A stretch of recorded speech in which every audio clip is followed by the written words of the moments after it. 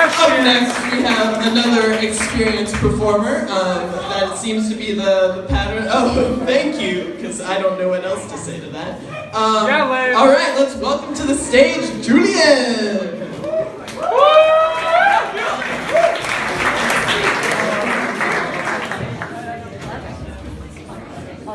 I really want to get a shirt that says Yale Jew on it. It's not immediately clear what's wrong with that. Because people have shirts that are like Yale Latina or Yale Native, and that makes a lot of sense.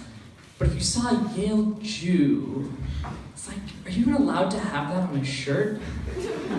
And it is a factual description of who I am as a person. I'm a Jew, I do go to Yale. But if somebody were to refer to me as that, it's very unlikely that they mean it in a nice way. It's more likely it's in a sentence like, the mainstream media is owned and operated by a bunch of Yale Jews. Which again, not false, but not particularly polite either.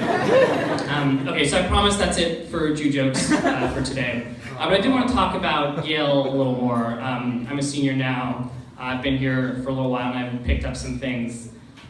So there are all sorts of interesting relationships people find themselves in college.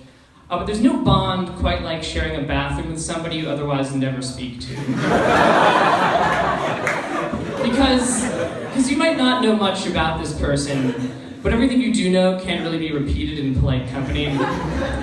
It's like, oh hey, do you know Jack? Yeah, nice guy.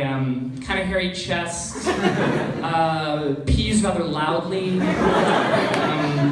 owns conditioner but not shampoo. What does that even mean? Because I've only ever had 2 conversations with the guy. There was, hey, how's it going? And I know you were responsible for the turd with wooded flush. I can't prove it, but I know it was you. So whenever I'm wandering around drunk in college, which happens rather frequently, I always feel like I'm in an episode of Dora the Explorer. Because I have 20 minutes to follow very simple instructions to where I'm going. And then someone will stop me and say hey, can you spot the red house? And I'll be like, oh, fuck.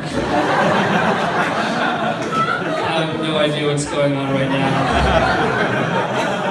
Why is everyone talking to me in Spanish? Thanks, I appreciate it.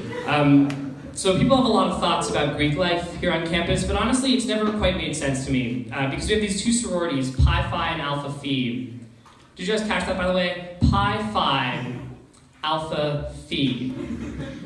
So Phi and Phi are the same letter, and somehow these 2 organizations manage to coexist peacefully, which completely boggles my mind. I mean, it's a real good thing that they don't try to do physics homework together. So what'd you get for number 2? Oh, I got that phi equals 22.6. That's so funny. I actually got that that phi equals 32.7. Really? Because it's a very simple problem. You just, Gauss's law for calculating phi, which clearly states that phi is equal to q enclosed over epsilon naught. You plug in the numbers, and it works out pretty easily. I like to think this is one of my more progressive jokes because it promotes women in the sciences. Seriously.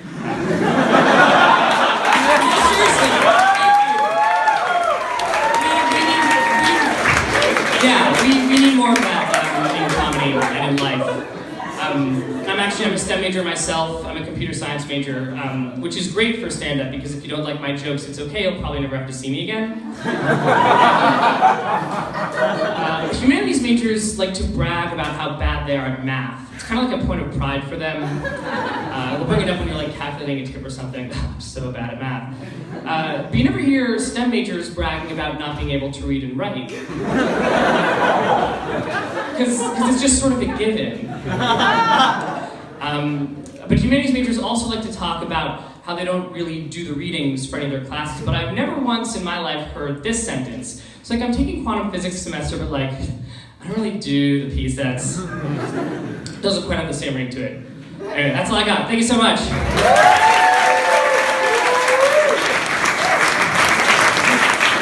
Let's give another round of